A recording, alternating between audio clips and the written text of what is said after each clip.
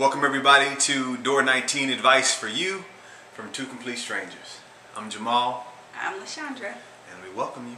Welcome you guys. Thanks again for tuning in this week, and we'll get started with our first question for the day. This person says, drama seems to follow me everywhere I go. No matter where I go, it seems to show up. I don't necessarily consider myself a drama queen, but my boyfriend does say I often wear that crown. How do I get rid of this drama plague? Great question. First, I'll start with, I don't think right now, don't worry so much about trying to get rid of this drama that seems to be following you around. I think a good starting point for you would be to kind of look at yourself and to consider the things that maybe you haven't considered yet. Why does it seem like drama seems to follow you around? And what I mean by that is that sometimes we like drama, but we don't necessarily realize that we like it, or we haven't acknowledged to our own self that we like the drama. So oftentimes you'll hear of people who maybe they were in what some would say is a drama relationship, or as you said, drama events happen around you often, but you don't really consider that you kind of like it a little bit, you know. Now that's not the case for everybody, but I'll just throw that out there to consider that for your own self. Do you somewhat like it? Because oftentimes what you're doing is you're pulling that to your own self unknowingly so. And the best way to avoid it is to just work on you. And once you begin to do that, then the drama will soon dissipate. So what seemed to always follow you around will no longer be there, and then you'll start to notice that it's not there anymore. So I would just say to work on yourself. Recognize if you do like the drama, be honest with yourself about that, and then it'll dissipate on its own. So it's not anything necessarily that you have to try to stop having follow you around. If that makes any sense. Yeah, I would think play with this notion that you like drama. I know kind of it's hard to see, you know, somebody liking drama and then, you know, liking pain or whatever. It's hard to see that, but just play with that for a minute. Consider that, you know, to be a possibility. So then you can kind of identify when it's showing up, you know, I would think a little better.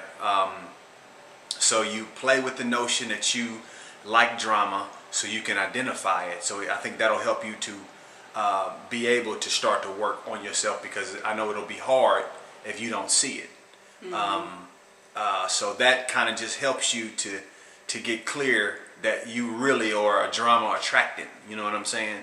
So and you know what? It's not your fault. You know what I mean? We got a lot of things in our lives that have played a part in our development, and most people get developed into the type of things that they draw to them. So if drama is one of them, just know that, you know, you probably had things in your life that developed you into you know, a drama magnet. You know what I mean? So so we just don't want you to start to blame yourself, and don't even blame anybody else. This is just something that happened.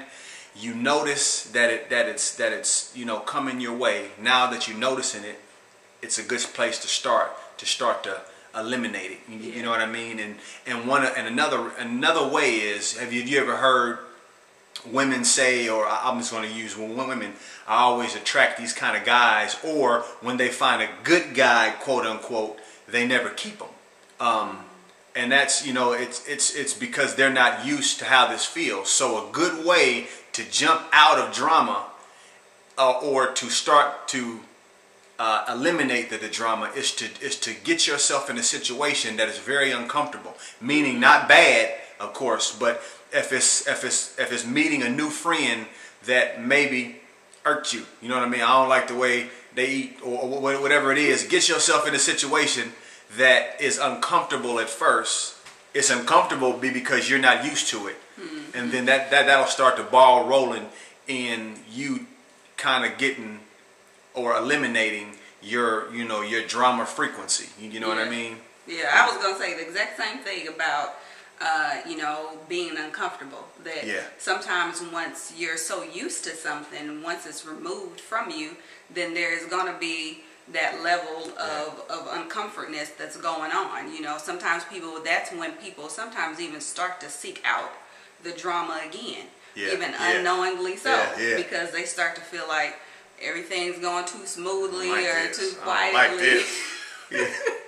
What's this new thing of peace and quiet? I don't like it, but and it's just that you've been so used to this particular way of being that this new way, is kind of uncomfortable. But this is the catalyst that is going to traject you or project you right into drama freedom, baby. Yeah. So that's right. So there you have it. Nope. All right, next. Okay. This person says, I know someone who is always on the defense. It seems they think somebody is always against them. How can I stay in this friendship with someone like that? Okay, so they're always on the defense. Always on the defense. How can I stay in a friendship with somebody who's always defensive or on the defensive? Well, if you're truly their friend, a friend is there in the thick of it.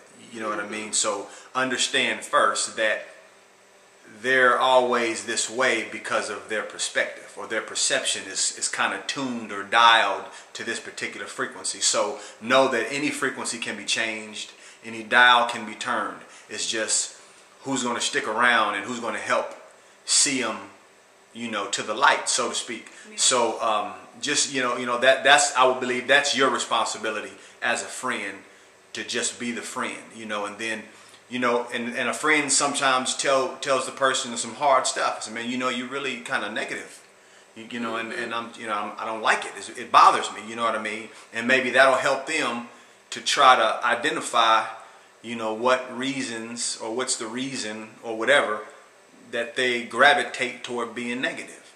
So just be the friend and know that a person doesn't want to be this way. They just like the previous one, you've been tuned, you've been trained, you've been conditioned in these type of characteristics.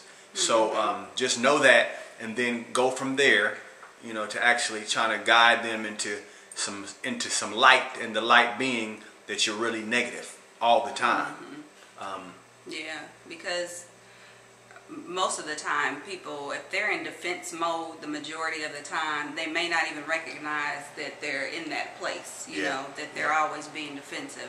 And most likely, I think you had said that it's because something has happened to them that caused them to be a little more defensive maybe than the next person. We all have our moments of defense, but from what you said, it sounds like this person is always in that mode, or the majority of the time.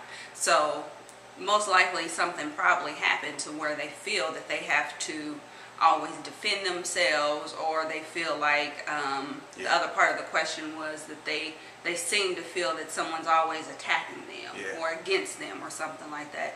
So it's something that probably happened to them that caused them to be that way, that they maybe don't yet recognize. And a lot of times when people are in that defense mode, then they almost have to have something to just snap them out of it, just a good snap out, and they can kind of check themselves, especially if they're at the place, because they're probably tired of being defensive all the time too. I mean, who wants to live in that place, in that space within your life where you're always defensive and you're always feeling that somebody's coming against you? So just continue to even be sympathetic towards them on that point, that they probably don't want to be like that either. And hopefully that will help you to remain a good friend to them, like you were saying. Yeah, and then one question that you could ask them, because normally if somebody is on the defensive and somebody feels like somebody's always attacking them, normally that person will also attack other people. So you could say, well, I notice, that you're always attacking folks. You know what I mean? You're always yeah, you're always going at somebody, and maybe they don't know that that's what they're doing because they're just paying attention to what's being done to them and not really realizing that they're doing the same thing. So somebody that could sometimes that could jolt you into, oh, wait a minute, this is true. That they just need a clear path to see something that they're not seeing right now. And as a friend, those are the type of things that we as friends do for one another. When of course, you got to let be guided, you know what I mean? Let your intuition tell you the right times, you know what I mean? But yeah, just kind of give them that. We've noticed that you've been attacking people, or however you want to pose it, and maybe that'll help jolt them into a clear view of who they are. Yeah. Is that it? That's it. Well, alrighty then. All right. Well, we thanks everybody for tuning in once again, and tune in next Wednesday. That's right. Don't forget to share this if this has helped you out, or if you know someone with a similar situation that you feel that this could help them too. You might want to slide this on to them, just share it with them and let them hear it, and they can come to their own conclusions with it. So don't forget to do that. Don't forget to like, to share, and to subscribe, and also just continue to send us the questions in. That's right. And where? Door19adviceforyou@gmail.com, and that is the number 4 and the letter U. All right. Till next time. Sock to you. See ya.